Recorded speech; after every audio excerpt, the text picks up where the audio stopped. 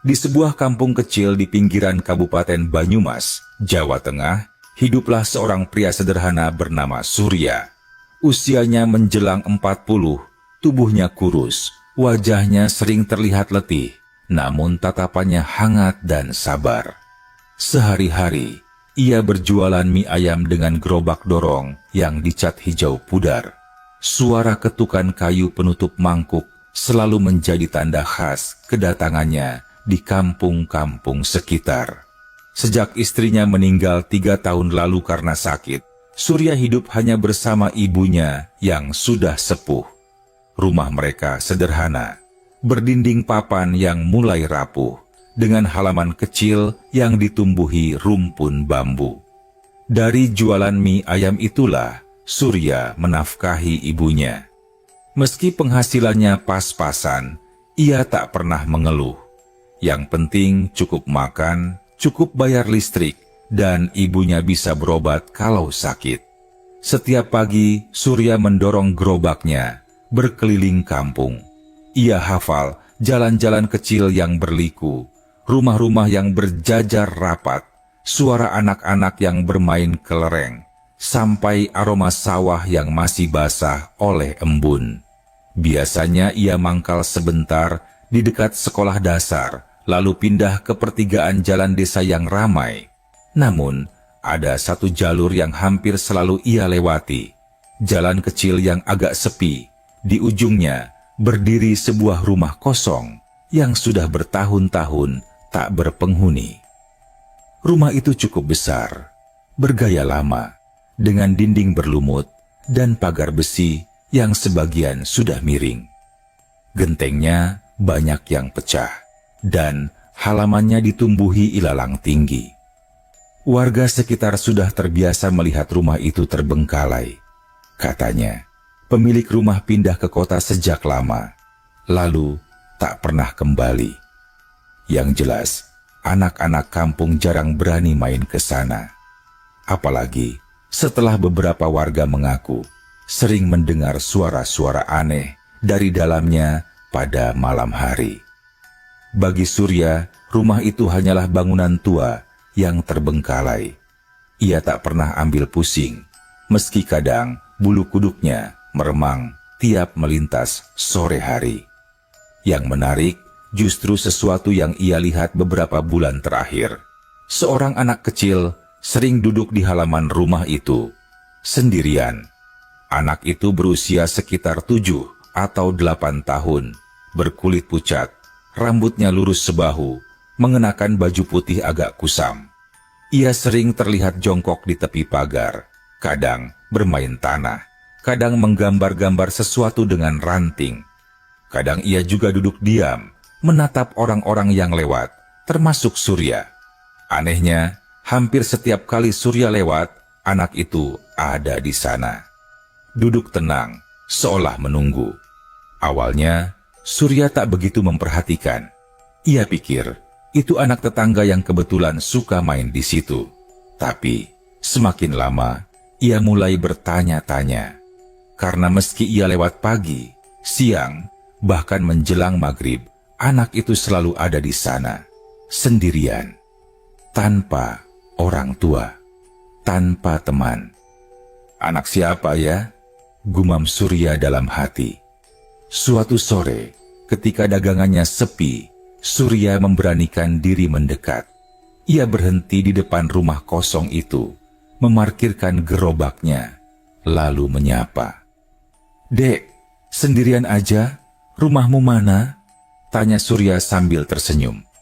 Anak itu mendongak, matanya bulat, wajahnya polos, tapi tatapannya agak aneh. Tenang, terlalu tenang untuk anak seumur itu. Ia tak langsung menjawab, hanya menatap Surya lama, lalu berkata pelan, "Aku lagi nungguin, Pak." "Nungguin siapa?" Anak itu tersenyum kecil, tidak menjawab. Ia lalu menunjuk gerobak mie ayam Surya. "Kamu mau mie ayam?" tanya Surya. Anak itu mengangguk pelan. Karena merasa kasihan, Surya pun mengambil mangkuk dari gerobaknya, mengisi mie ayam sederhana dengan kuah hangat, lalu menyerahkan lewat sela pagar yang berkarat. Anak itu menerimanya dengan rapi, lalu duduk di tanah sambil makan. Surya memperhatikan. Caranya makan sangat sopan, tenang, tanpa suara. Seolah-olah ia sangat terbiasa makan sendiri. Setelah habis, ia menaruh mangkuk kembali di dekat pagar. "Terima kasih, Pak," katanya singkat. Surya hanya tersenyum, meski hatinya agak janggal. Anak sekecil itu kok bisa sering main sendirian di rumah kosong? Ia pun bertanya lagi, "Nama kamu siapa, Dek?" Anak itu berhenti sejenak, lalu menjawab lirih, "Raka, rumahmu di mana?" Namun sebelum Surya sempat mendapat jawaban, seorang ibu lewat sambil membawa belanjaan. Ia menoleh sekilas ke arah Surya yang sedang bicara. "Lagi ngomong sama siapa, Pak Surya?" Surya menoleh ke arah ibu itu, lalu menunjuk. "Sama anak ini, Bu. Anak tetangga sini ya. Sering banget main di sini." Ibu itu mengernyit, melirik ke arah halaman rumah kosong. Tapi wajahnya mendadak pucat. "Anak? Anak mana, Pak? Saya nggak lihat siapa-siapa." Surya terdiam. Jantungnya berdetak lebih cepat. Ia menoleh kembali ke arah pagar. Kosong. Mangkuk yang tadi ia berikan pun tak ada. Hanya ada tanah basah, ilalang, dan rumah kosong yang tampak muram. "Loh, barusan ada anak kecil di sini, Bu." Suara Surya bergetar. Ibu itu melipat alisnya. "Saya dari tadi lihat panjenengan ngomong sendiri. Hati-hati, Pak Surya. Jangan main-main di depan rumah itu. Banyak yang bilang angker." Surya tercekat. Ia ingin membantah tapi lidahnya keluh.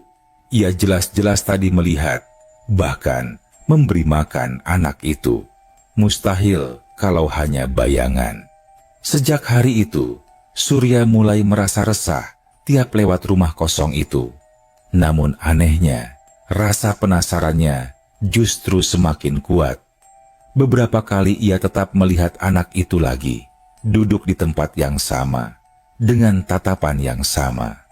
Dan setiap kali, anak itu selalu meminta mie ayam dengan cara yang sederhana.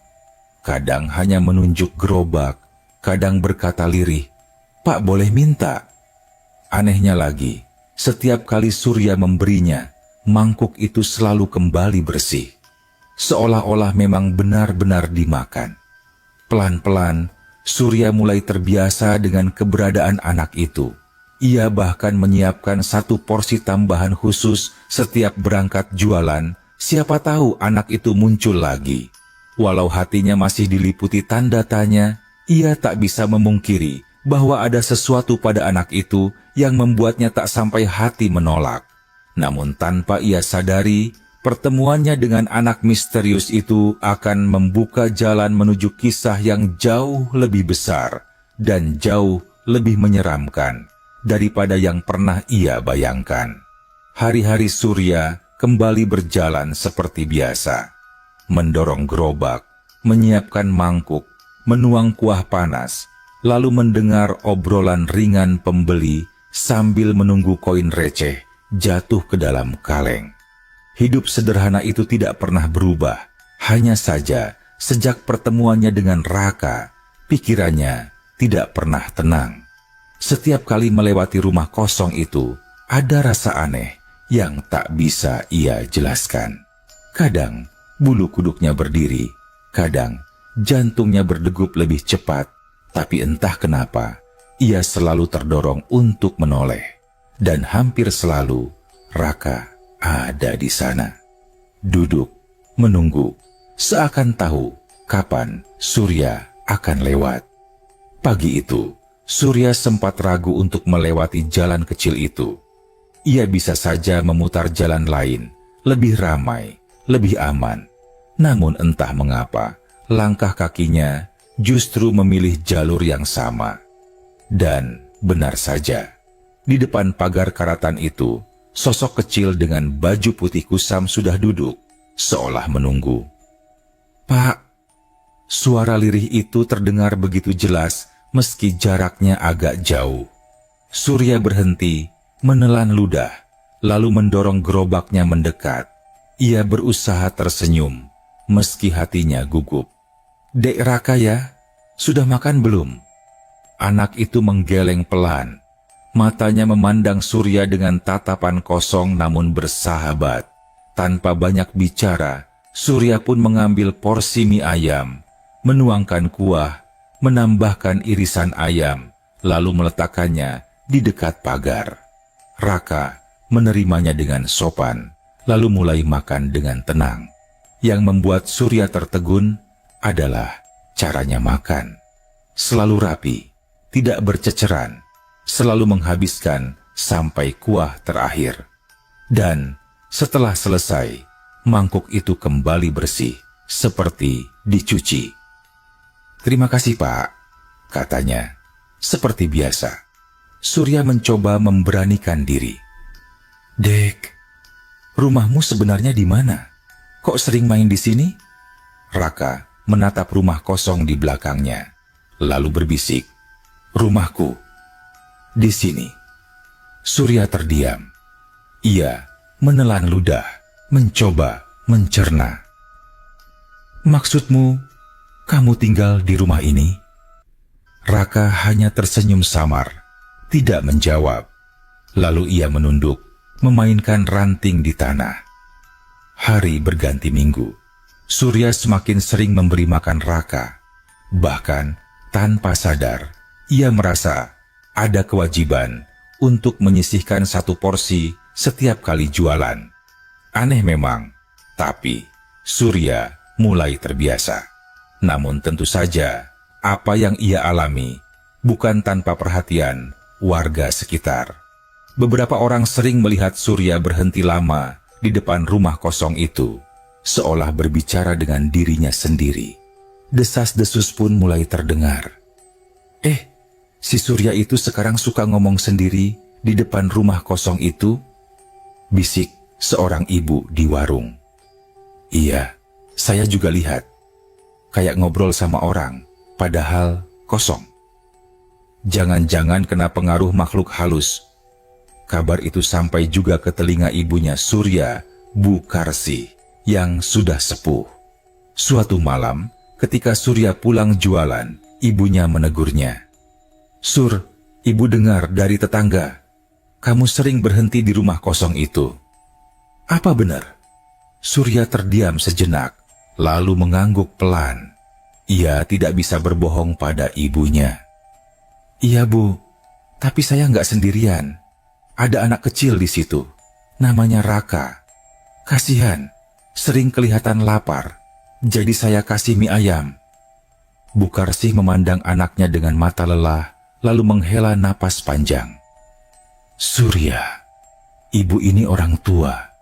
Ibu ngerti, kadang mata manusia bisa keliru. Tapi percayalah, rumah itu sudah lama kosong. Nggak ada penghuninya. Jangan sampai kamu terikat dengan sesuatu yang bukan manusia." Surya tercekat. "Maksud ibu, kalau benar kamu lihat anak kecil di situ, hati-hati Sur. Bisa jadi itu bukan anak biasa." Ucapan itu membuat Surya gelisah sepanjang malam. Ia mencoba mengingat-ingat bagaimana cara Raka muncul dan menghilang begitu saja. Mengapa setiap kali ada orang lain lewat, Raka selalu hilang? Dan kenapa mangkuk mie ayam bisa kembali bersih tanpa dicuci? Meski semua itu masuk akal, jika disebut aneh, entah kenapa Surya masih sulit percaya bahwa Raka bukan manusia. Ada sesuatu pada tatapan mata anak itu, polos, kesepian, seolah benar-benar butuh perhatian. Suatu sore, ketika Surya hampir selesai jualan, ia kembali melewati rumah kosong itu. Raka sudah ada di sana, duduk di dekat pagar. Namun kali ini, wajah anak itu terlihat murung. "Ada apa, Dek?" tanya Surya sambil berhenti. Raka menatap ke arah rumah kosong yang berdiri muram di belakangnya. "Aku sendirian, Pak. Semua orang pergi. Aku cuma bisa nunggu di sini." Surya merasa dadanya sesak mendengar ucapan itu. Ia tahu benar rasanya kehilangan, karena ia sendiri telah kehilangan istri tercinta. Ada rasa iba yang sulit dijelaskan. Kalau kamu butuh teman, aku bisa temani. Tapi kamu harus cerita, orang tuamu di mana? Tanya Surya hati-hati. Raka menunduk lama, lalu berbisik lirih. Ayahku, sudah lama pergi. Rumah ini dulu punya ayah. Surya tertegun. Kata-kata itu membuat kepalanya berputar. Rumah kosong itu milik ayahnya Raka? Tapi bukankah warga bilang pemilik rumah pindah sejak lama? Apa mungkin ada hubungannya? Sebelum Surya bisa bertanya lebih jauh, Raka mendadak berdiri, lalu berjalan mundur menuju halaman. Tubuhnya perlahan memudar, semakin kabur, hingga hilang di balik gelapnya rumah. Surya hanya bisa terpaku, keringat dingin mengucur di pelipis. Ia baru benar-benar menyadari, anak itu memang bukan manusia. Namun anehnya, bukannya takut, Surya justru merasakan rasa iba yang semakin dalam. Raka bukan sekadar bayangan atau jin iseng. Anak itu seolah benar-benar punya kisah yang terikat pada rumah kosong tersebut. Malam itu, Surya tidak bisa tidur nyenyak. Kata-kata Raka masih terngiang di telinganya. Ayahku sudah lama pergi. Rumah ini dulu punya ayah. Ia berbalik di kasur tipis, menatap langit-langit rumahnya yang reyot. Suara jangkrik bersahut-sahutan di luar. Bayangan wajah pucat Raka terus muncul di benaknya. Bukan wajah menakutkan, melainkan wajah seorang anak kecil yang kesepian. Hatinya bergolak. Apakah benar ia hanya sedang berurusan dengan jin, atau sebenarnya ada kisah tragis yang belum ia pahami? Keesokan harinya, Surya tetap mendorong gerobaknya seperti biasa. Udara masih basah oleh embun, jalan kampung sepi, hanya terdengar kokok ayam dan suara sandal yang berdecit di tanah basah. Seperti sudah menjadi kebiasaan, ia melewati rumah kosong itu. Dan benar saja, Raka sudah ada di sana. Duduk diam, menunggu. Surya berhenti, menatapnya. Dek, kamu baik-baik aja? Raka mengangguk pelan. Kali ini ia tidak langsung meminta mie ayam. Ia hanya menatap gerobak itu lama, seolah sedang memikirkan sesuatu. Lalu ia berkata pelan, Pak, jualan di sini saja ya? Surya mengerutkan kening. Maksudmu jualan di depan rumah ini? Anak itu mengangguk lagi. Iya, biar ramai. Kalau jualan di sini, nanti banyak yang datang. Surya tertegun. Ia melirik sekeliling. Jalan itu sepi, rumah kosong itu menakutkan. Mana mungkin ada orang yang mau mampir? Dek, di sini sepi. Nggak ada orang lewat. Mana bisa ramai? Raka tetap tenang. Suaranya datar, tapi meyakinkan. Coba saja, Pak. Biar orang-orang tahu tempat ini. Nanti ramai sendiri. Surya menghela napas panjang. Ia hampir tertawa kecil. Sungguh aneh. Ia diminta saran oleh anak yang bahkan ia sendiri tidak yakin manusia atau bukan. Namun, entah mengapa, ada sesuatu dalam suara Raka yang terasa kuat. Seperti bukan sekadar ucapan anak kecil, melainkan janji yang sungguh-sungguh. Kalau aku jualan di sini, kamu mau nemenin? Tanya Surya, setengah bergurau. Raka menatapnya, lalu tersenyum samar. Aku selalu ada di sini. Hari itu, Surya tak langsung menuruti permintaan Raka. Ia tetap berjualan di jalur biasanya, di dekat sekolah dan pertigaan jalan desa. Namun, entah kenapa, dagangannya terasa lebih sepi dari biasanya. Anak-anak sekolah yang biasanya riuh membeli mie ayam, kali ini hanya sedikit. Bahkan, di pertigaan yang biasanya ramai, hanya beberapa mangkuk yang laku. Surya menghela napas berat. Ia membawa pulang beberapa porsi yang tersisa, memberikannya pada tetangga, dan sisanya dimakan sendiri. Namun di kepalanya terngiang ucapan Raka, kalau jualan di sini, nanti banyak yang datang. Keesokan harinya, Surya memberanikan diri untuk mencoba. Ia berhenti di depan rumah kosong itu, tepat di bawah pohon mangga tua yang daunnya lebat. Ia menggelar tikar kecil, menaruh wadah sambal dan kerupuk, lalu membuka dagangannya. Jantungnya berdebar. Apa iya? Ada orang mau beli di tempat seperti ini? Awalnya, tak ada seorang pun lewat. Surya hanya duduk termenung. Namun tiba-tiba, suara sandal terdengar. Seorang bapak yang pulang dari ladang berhenti, mencium aroma kuah mie ayam. Wah, ada mie ayam di sini ya. Baru kali ini lihat, katanya. Surya tersenyum ramah. Iya pak, baru coba jualan di sini. Tak lama, bapak itu duduk dan memesan 1 mangkuk. Aroma kuah panas menyeruak ke udara. Lalu, seolah-olah ada yang menarik, beberapa orang lain lewat dan ikut mampir. Seorang ibu dengan anak kecil, lalu 2 pemuda yang sedang pulang dari sawah. Hingga sore menjelang, dagangan Surya ludes. Bahkan ia sampai menolak 2 pembeli terakhir karena kuahnya sudah habis.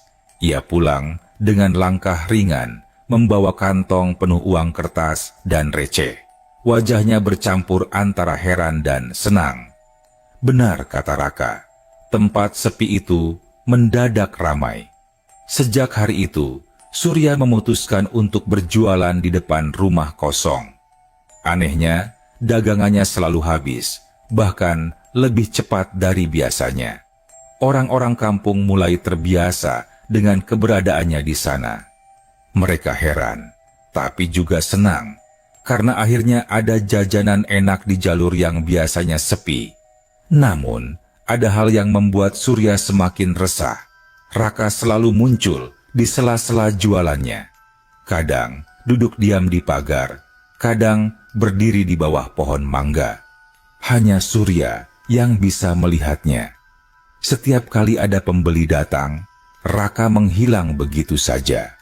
Namun, begitu sepi, ia kembali muncul, menatap Surya dengan tatapan puas. Apa aku bilang? Ramaikan, ucapnya suatu sore. Surya menelan ludah. Iya, Dek. Tapi, kok bisa ya? Padahal di sini sepi. Raka hanya tersenyum. Kalau aku yang minta, pasti ramai. Ucapan itu membuat bulu kuduk Surya meremang. Ia menoleh ke arah rumah kosong. Jendela-jendelanya yang gelap seolah mengawasi. Ada rasa takut yang merayap, tapi juga rasa syukur karena rezekinya bertambah. Namun semakin lama ia berjualan di situ, semakin banyak hal aneh yang ia rasakan. Pernah suatu malam, ketika ia pulang agak larut, ia mendengar suara tawa anak kecil di belakangnya. Saat menoleh, tak ada siapa-siapa, hanya jalan gelap dan rumah kosong itu. Pernah juga ketika ia merapikan gerobak, ia merasa ada yang menepuk bahunya, padahal ia sendirian. Meski begitu, Surya tidak bisa lepas.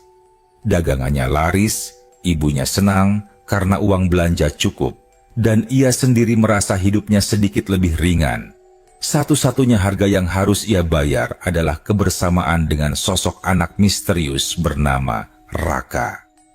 Suatu sore, ketika Surya hendak menutup jualan, Raka duduk di bawah pohon mangga, menatapnya lama. Pak Surya, panggilnya lirih. Surya menoleh. Iya, Dek. Kalau suatu hari ayahku kembali, maukah Pak Surya cerita sama aku? Surya terdiam. Pertanyaan itu membuat dadanya sesak. Ia tidak tahu bagaimana harus menjawab. Raka menatapnya dengan mata sendu, seolah menyimpan kerinduan yang tak pernah terjawab. Surya hanya bisa mengangguk pelan. Iya, Dek. Kalau aku tahu siapa ayahmu, aku bakal cerita. Raka tersenyum tipis, lalu memandang rumah kosong itu. Suaranya hampir tak terdengar ketika ia berkata, "Aku cuma ingin ayahku pulang." Dan dari situlah, Surya mulai menyadari bahwa semua ini bukan hanya soal dagangan yang laris. Ada sesuatu yang jauh lebih besar, lebih dalam, dan mungkin lebih menyeramkan yang terikat pada rumah kosong itu. Sudah lebih dari seminggu Surya berjualan di depan rumah kosong itu. Hampir setiap hari dagangannya ludes. Bahkan beberapa pelanggan setia mulai sengaja datang dari kampung sebelah hanya untuk mencicipi mie ayamnya. Namun semakin ramai pembeli, semakin banyak pula bisik-bisik warga yang terdengar. "Heran ya, kok bisa laris banget di tempat sepi begitu?" kata seorang pemuda di warung kopi. "Iya, padahal dulu nggak ada orang berani lama-lama di depan rumah itu. Sekarang malah banyak yang kumpul," sahut yang lain. "Jangan-jangan ada yang bantuin, bukan orang..." Suara seorang bapak berkata lirih, membuat suasana mendadak hening. Kabar itu sampai juga ke telinga Bukarsi. Suatu malam, ia kembali menegur anaknya. "Surya, ibu senang kamu sekarang bisa bawa pulang lebih banyak uang. Tapi hati-hati nak, ibu dengar-dengar orang-orang mulai ngomong macam-macam. Jangan sampai rezeki itu ternyata ada syaratnya." Surya hanya terdiam. Ia tak berani menceritakan semuanya pada ibunya, apalagi soal anak kecil bernama Raka. Hatinya bergejolak. Di satu sisi, ia bersyukur dagangannya ramai. Di sisi lain, ia merasa seperti diseret ke dalam sesuatu yang ia tak sepenuhnya pahami. Suatu sore, ketika dagangannya sudah hampir habis, Surya melihat Raka lagi. Anak itu duduk di pagar rumah kosong. Kakinya menjuntai, menatap keramaian pembeli. Tak ada satupun orang lain yang memperhatikannya. Setelah pembeli terakhir pergi, Surya mendekat. "Dek Raka," panggilnya pelan. Anak itu menoleh, tersenyum samar. "Kan apa aku bilang, kalau jualan di sini pasti ramai." Surya mengangguk. "Iya dek, tapi aku jadi bingung. Kenapa bisa begini? Apa kamu yang bikin orang-orang datang?" Raka menatapnya tanpa berkedip.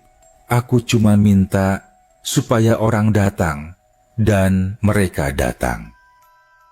Surya tercekat. Kata-kata sederhana itu terdengar menakutkan. Ia menatap mata Raka lama-lama. Ada sesuatu yang tak wajar di sana. Bukan tatapan anak-anak biasa, melainkan tatapan yang penuh dengan kesunyian, dalam, dan entah kenapa terasa lebih tua dari usianya. "Dek, kamu sebenarnya siapa?" tanya Surya pelan. Raka menunduk lalu berbisik, "Aku, anak yang ditinggalkan."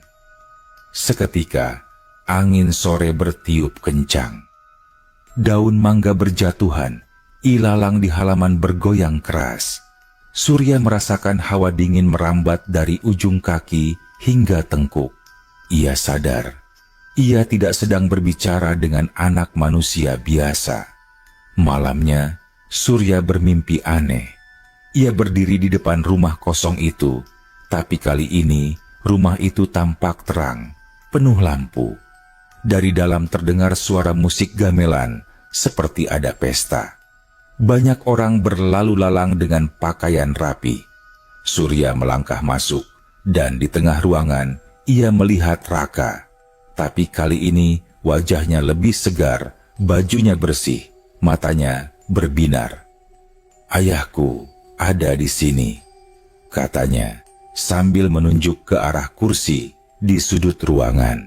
Surya menoleh, dan hampir pingsan melihat sosok lelaki paruh baya duduk di sana. Wajahnya mirip Raka, tapi sorot matanya tajam dan penuh rahasia. Ketika Surya mencoba mendekat, suara keras seperti pintu dibanting membuatnya terbangun. Ia terengah-engah, peluh membasahi wajahnya. Mimpi itu terasa terlalu nyata. Keesokan harinya, Surya kembali berjualan di depan rumah kosong. Pelanggannya tetap ramai. Namun, ada sesuatu yang berbeda. Seorang ibu pembeli menatapnya heran sambil berkata, "Pak Surya, tadi saya lihat panjenengan ngobrol sama siapa? Sendirian, tapi kayak lagi bercakap-cakap." Surya gugup. Ia hanya tersenyum kaku. "Oh, enggak Bu, mungkin saya ngomong sendiri." Namun setelah ibu itu pergi, Surya sadar. Ia tadi memang sedang ngobrol dengan Raka, dan rupanya orang lain melihat ia seperti bicara pada udara kosong. Malamnya, desas-desus makin menjadi-jadi. Ada yang bilang Surya punya penjaga gaib. Ada yang bilang ia sengaja ngelakoni supaya dagangannya laris. Surya makin resah, apalagi ibunya mulai sakit-sakitan karena kepikiran gosip itu. Suatu sore, setelah dagangan habis, Raka muncul lagi. Kali ini wajahnya murung. "Pak, kalau orang-orang kawan nggak suka, kenapa nggak biarin saja? Biar aku temani Bapak." Terus katanya dengan suara sendu. Surya menatapnya, hatinya perih. "Dek Raka, aku senang kamu temani aku. Tapi orang-orang mulai curiga. Aku nggak mau ibu sakit gara-gara gosip." Raka diam lama, lalu menunduk. "Aku cuma nggak mau sendiri. Kalau Bapak pergi, aku sendirian lagi." Suara itu terdengar begitu pilu, menusuk hati Surya. Untuk sesaat ia lupa bahwa yang berdiri di depannya bukanlah anak manusia biasa. Yang ia lihat hanyalah seorang anak kecil yang kesepian, menunggu ayahnya yang tak pernah pulang. Malam itu, ketika Surya merapikan gerobak, sesuatu terjadi. Angin berhembus kencang, membuat pohon mangga bergoyang keras. Dari dalam rumah kosong terdengar suara pintu berderit, lalu suara tangisan lirih seorang anak. Surya tertegun, bulu kuduknya berdiri. Suara itu jelas suara Raka, tapi kali ini terdengar lebih dalam, lebih putus asa. "Pak, jangan pergi. Jangan tinggalin aku." Surya panik. Ia berlari menjauhi rumah itu, mendorong gerobak sekuat tenaga. Namun, suara tangisan itu terus membayanginya hingga ia tiba di rumah. Malam itu, ia tidak bisa tidur. Ia tahu, semakin lama ia berjualan di sana, semakin dalam ia terseret ke dalam dunia yang bukan miliknya. Tapi, di sisi lain, ia tidak bisa begitu saja meninggalkan Raka. Ada sesuatu yang mengikat mereka, sesuatu yang ia belum mengerti sepenuhnya. Dan Surya sadar, cepat atau lambat, ia harus mengetahui kebenaran di balik rumah kosong itu. Dan siapa sebenarnya ayah dari anak misterius itu. Hari-hari berikutnya menjadi semakin berat bagi Surya. Meskipun dagangannya tetap laris di depan rumah kosong itu, hatinya diliputi kegelisahan. Gosip warga semakin ramai. Ada yang terang-terangan bilang kalau mie ayamnya dibantu makhluk halus. Ada pula yang diam-diam takut, tapi tetap membeli karena rasanya enak dan entah kenapa bikin nagih. Bukarsi makin sering batuk-batuk, wajahnya pucat. Surya tahu ibunya terlalu banyak memikirkan gosip. Ia sendiri ingin menjauh dari rumah kosong itu. Tapi setiap kali ia berniat pindah tempat jualan, wajah Raka muncul di benaknya. Anak itu seolah memanggil-manggil, minta jangan ditinggalkan. Suatu sore, ketika dagangannya baru setengah habis, Surya didatangi seorang lelaki tua yang belum pernah ia lihat sebelumnya. Lelaki itu mengenakan peci hitam, bajunya lusuh, matanya tajam. Ia duduk, memesan satu mangkuk, lalu memperhatikan Surya dengan tatapan penuh arti. enak masakanmu. Tapi, katanya setelah menyesap kuah, kamu tahu enggak, tempat ini kenapa kosong bertahun-tahun? Surya terdiam, hatinya berdebar. Saya dengar, pemiliknya pindah ke kota, Pak. Lelaki tua itu menggeleng pelan. Orang itu bukan pindah, dia pergi, meninggalkan anak dan istrinya di sini, sampai istrinya sakit keras, lalu meninggal. Anak kecilnya hilang entah kemana. Sejak itu, rumah ini ditutup. Orang kampung hanya bisa menebak-nebak. Jantung Surya seakan berhenti. Ia teringat ucapan Raka. Ayahku sudah lama pergi. Rumah ini dulu punya ayah. Anak itu, namanya siapa, Pak? Tanya Surya dengan suara bergetar. Kalau tidak salah, Raka. Darah Surya serasa berhenti mengalir. Nama itu sama persis. Ia tercekat, tak mampu bicara. Lelaki tua itu hanya menghela napas, menaruh uang di gerobak, lalu pergi tanpa menoleh lagi. Malamnya, Surya tidak bisa tidur. Kebenaran mulai tersibak. Raka benar-benar anak pemilik rumah itu yang ditinggalkan sejak kecil. Tapi bagaimana mungkin ia masih ada jika ia hilang bertahun-tahun lalu? Di tengah kegelisahannya, suara lirih terdengar dari luar rumah. Pak Surya. Surya bangun, menatap ke arah jendela. Di balik tirai tipis, ia melihat sosok kecil berdiri. Raka. Wajahnya pucat, matanya sayu. Pak, temani aku malam ini, katanya. Surya menelan ludah. Meski takut, ia merasa tak bisa menolak. Ia keluar, mengikuti Raka yang berjalan perlahan menuju rumah kosong itu. Malam gelap, hanya suara jangkrik dan sesekali anjing menggonggong di kejauhan. Saat tiba di depan rumah itu, Raka berhenti. Ia menoleh ke Surya, suaranya bergetar. Aku mau tunjukkan sesuatu. Pintu rumah yang berkarat berderit sendiri terbuka perlahan. Surya merasa darahnya dingin, tapi langkah kakinya seakan digerakkan sesuatu. Ia masuk. Di dalam rumah, udara lembab dan berbau apek. Lantai berdebu, dinding penuh sarang laba-laba. Namun anehnya, Surya mendengar suara samar, seperti tangisan perempuan. Ia menoleh ke arah ruang tengah, dan benar saja, di sana ia melihat sosok samar seorang wanita muda duduk, wajahnya pucat, tubuhnya kurus. Wanita itu menatap Raka dengan mata penuh sayang, lalu memudar perlahan. Itu ibuku, bisik Raka. Dia meninggal di sini, aku sendirian, sampai sekarang.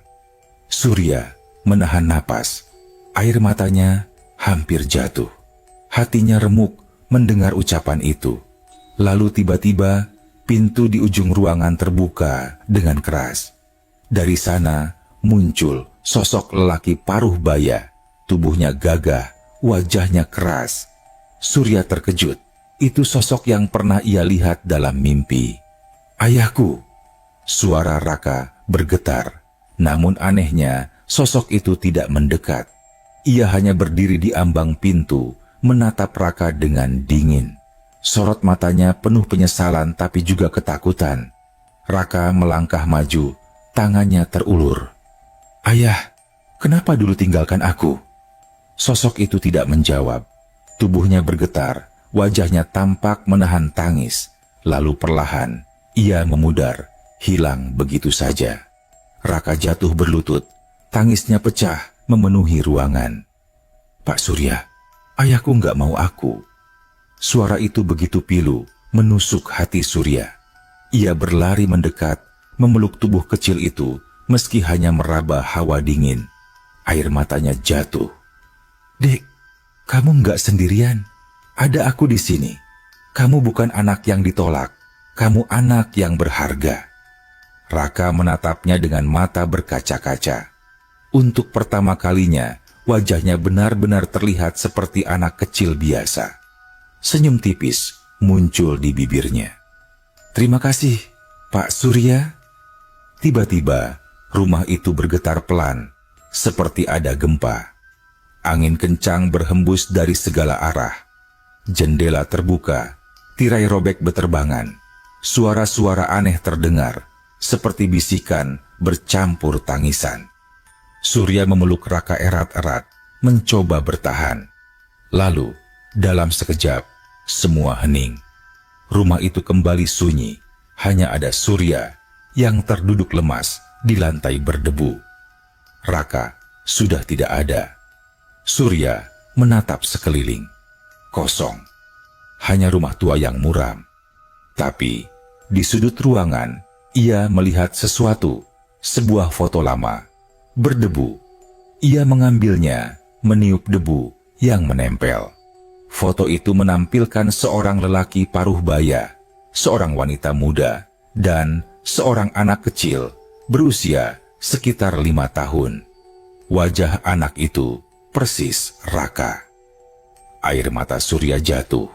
Kini ia tahu kebenaran. Raka memang pernah ada, seorang anak yang ditinggalkan ayahnya, kehilangan ibunya, lalu hilang tanpa jejak. Dan kini ia terjebak di rumah ini, menunggu sesuatu yang tak pernah kembali. Surya menggenggam foto itu erat-erat. Ia tahu hidupnya tidak akan sama lagi setelah malam ini. Pagi setelah kejadian itu, Surya masih merasa tubuhnya lemas. Malam panjang di rumah kosong seolah menyedot semua tenaga. Tapi ada sesuatu yang berbeda. Untuk pertama kalinya, ia merasa sedikit lega. Beban yang selama ini menekan dadanya perlahan berkurang. Ia duduk di beranda rumah, memandang jalan kampung yang mulai ramai. Anak-anak berlari kecil menuju sekolah, ibu-ibu lewat membawa bakul sayur, suara ayam berkokok bersahutan. Kehidupan berjalan biasa, seolah tidak ada yang aneh. Namun bagi Surya, semuanya sudah berubah. Di tangannya masih tergenggam foto lama yang ia temukan di rumah kosong itu. Wajah kecil Raka tersenyum dalam foto, berdiri di antara ayah dan ibunya. Sebuah keluarga yang tampak utuh sebelum terpecah oleh nasib. Bukarsih yang duduk di sampingnya menoleh. "Foto siapa itu, Sur?" Surya menatap ibunya, lalu menarik napas panjang. "Ini foto anak kecil yang sering aku ceritakan, Bu. Namanya Raka. Dia anak pemilik rumah kosong itu. Aku akhirnya tahu kebenarannya." Ibunya terdiam, memandangi wajah anak di foto itu lama. Kasihan, masih kecil sudah kehilangan segalanya. Surya mengangguk pelan. Air matanya hampir jatuh. Hari-hari berikutnya, Surya tidak lagi berjualan di depan rumah kosong itu. Ia memilih kembali ke jalur lama, dekat sekolah dan pertigaan jalan desa. Anehnya, meski ia takut dagangannya akan sepi, kenyataannya tetap ramai. Orang-orang sudah mengenal mie ayam Surya, dan mereka tetap datang meski tempatnya berbeda. Namun ada satu hal yang tak lagi sama. Surya tidak pernah lagi melihat Raka. Tidak di pagar rumah kosong, tidak di bawah pohon mangga, tidak pula dalam mimpinya. Awalnya, ia merasa hampa, seolah kehilangan seseorang yang dekat. Tapi, perlahan ia menyadari Raka sudah menemukan jalannya. Suatu malam, Surya bermimpi lagi. Ia berdiri di halaman rumah kosong, tapi kali ini rumah itu tampak berbeda. Rumput liar hilang, pagar berkarat kembali tegak, jendela-jendela terang oleh cahaya lampu. Di depan pintu, Raka berdiri. Bajunya bersih, wajahnya cerah, matanya berbinar. "Pak Surya," katanya sambil tersenyum. "Terima kasih sudah menemani aku. Aku nggak sendiri lagi sekarang." Di belakangnya, Samar-samar terlihat sosok seorang wanita dan seorang lelaki berdiri. Wajah mereka teduh, penuh kasih. Raka melambaikan tangan. Aku harus pergi, tapi jangan sedih, aku bahagia. Sebelum Surya sempat menjawab, cahaya terang menyelimuti semuanya. Ia terbangun dengan air mata mengalir di pipi. Namun kali ini bukan karena takut. Ada rasa lega, ada rasa damai. Sejak itu, rumah kosong itu tetap berdiri sunyi. Orang-orang masih menyebutnya angker. Sebagian masih menghindari lewat situ saat malam. Namun bagi Surya, rumah itu tak lagi menakutkan. Setiap kali melewati, ia menunduk sebentar, seolah menyapa. Dalam hatinya ia tahu, ada seorang anak bernama Raka yang kini sudah tenang. Surya pun menjalani hidupnya dengan lebih ikhlas. Dagangannya tetap laris, bahkan lebih stabil daripada sebelumnya. Ia bisa merawat ibunya, memperbaiki rumah kecil mereka, dan sesekali menyisihkan uang untuk membantu tetangga yang kesusahan. Orang-orang kampung akhirnya berhenti bergosip. Mereka hanya mengenal Surya sebagai penjual mie ayam yang ramah dan ulet. Tak ada yang tahu kisah sebenarnya di balik rumah kosong itu, kecuali Surya dan ibunya. Dan Surya memilih menyimpannya rapat-rapat sebagai kenangan sekaligus pelajaran. Suatu sore, ketika pulang jualan lebih awal, Surya duduk di beranda sambil menyeruput teh hangat. Angin bertiup pelan membawa aroma tanah basah. Ia menatap langit yang mulai jingga, lalu teringat wajah Raka. "Dek Raka," bisiknya pelan. "Semoga kamu benar-benar bahagia di sana. Aku nggak akan lupa sama kamu." Ia tersenyum kecil, lalu menatap gerobaknya yang cat hijaunya mulai mengelupas. Hidup memang tidak mudah, tapi ia belajar satu hal dari pertemuannya dengan Raka. Sekeras apapun luka masa lalu, pada akhirnya yang paling dibutuhkan hanyalah perhatian, kasih sayang, dan keberanian untuk tetap bertahan. Malam turun perlahan.